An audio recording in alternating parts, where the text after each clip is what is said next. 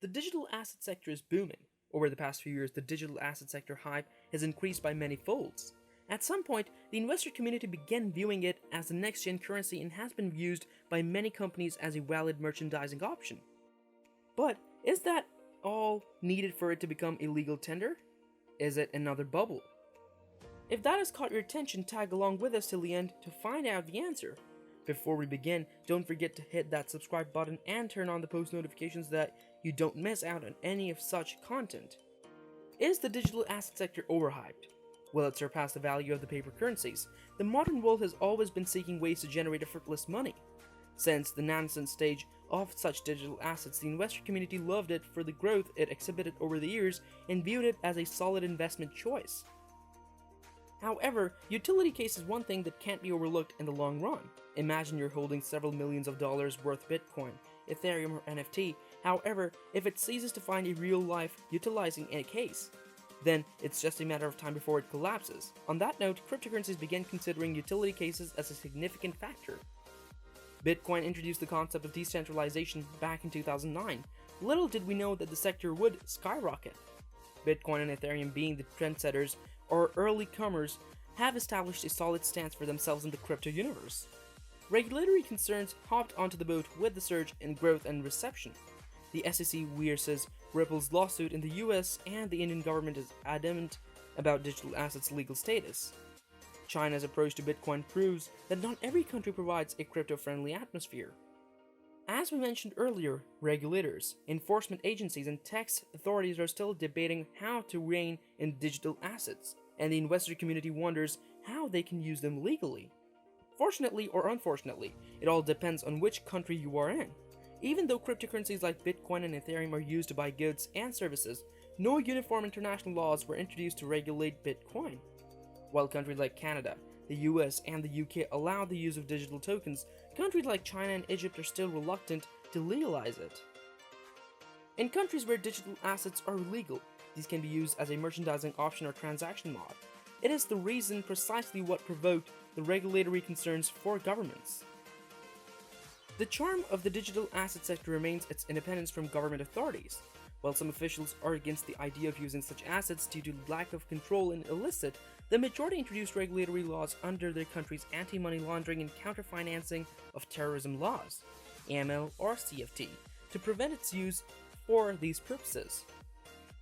In order to keep an updated view about how different countries take on the use of Bitcoin, Ethereum, NFT, or any other form of digital assets, LOC or the Library of Congress conducts periodic reviews.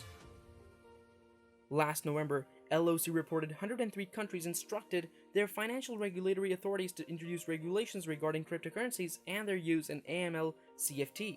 However, some developed countries, like the US, allow cryptocurrencies to be used. FinCEN, or the US Department of Treasury's Financial Crimes Enforcement Network, FinCEN, has been issuing guidance on Bitcoin since 2013. The Treasury reckons Bitcoin as a convertible currency with an identical value in real money, or one that can act as an alternative for fiat currency. Also, according to the regulations, cryptocurrency exchanges will have to report specific transactions and suspicious activities to FinCEN. Another country that recognizes Bitcoin and other tokens as crypto assets are the European Union. However, the Union has stated that all crypto or digital asset activities don't come under their control and continue to warn the citizens about its risks. In 2020, the Union developed regulations to ensure that the public has access to and can safely use cryptos or any form of digital assets. Canada also maintains a crypto-friendly environment. The country views Bitcoin as a commodity, so any income that you earn from a transaction using digital assets is considered business income, and it must be reported. Australia's take on digital assets is similar to that of Canada. They believe financial assets have value. They also keep records of any transactions made using these digital assets. However, if you hold such digital assets strictly for personal use and generating revenue, you may not pay any taxes in such situations. The only country that has declared Bitcoin a legal tender is El Salvador. By the middle of 2021, the country's Congress certified President Nayib Bukele to formally accept Bitcoin as a form of payment. Other countries that have taken an optimistic stance on the growth and reception of digital assets, including cryptocurrencies and NFT, are France, Japan, Spain, Iceland, Germany, Denmark, and Mexico.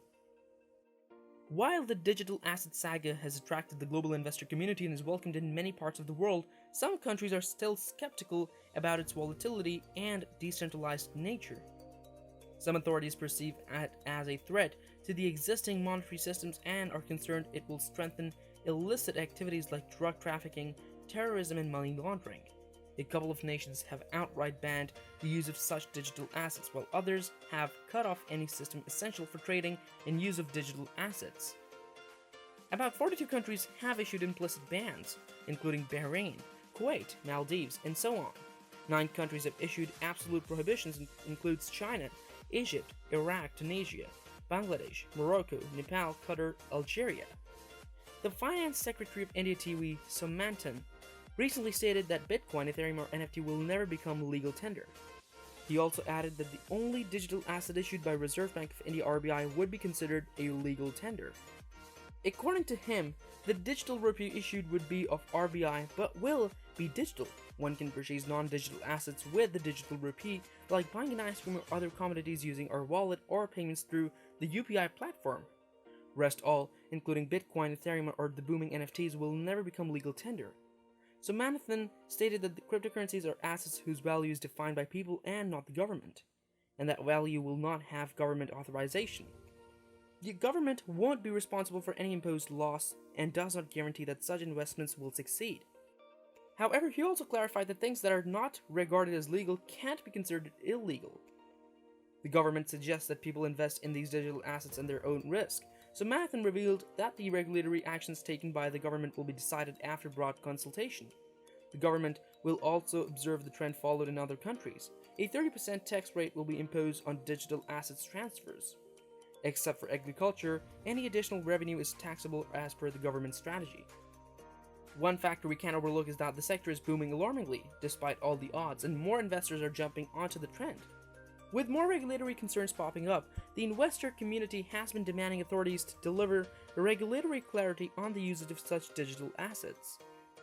In a nutshell, we can infer that whilst some countries support the use of Bitcoin, Ethereum, or NFT, some are still skeptical about it.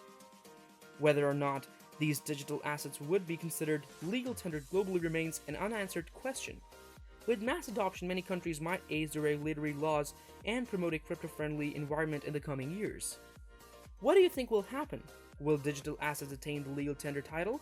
Is it right for these authorities to remain worried about using these digital assets? With that, we have come to the end of our video. Thank you all for watching. If you found this video informational and wish to see more content, please hit the like button. Do let us know your opinions in the comment section below. Don't forget to subscribe to our channel and make sure to turn on the post notifications so that you always get notified whenever we post a new video.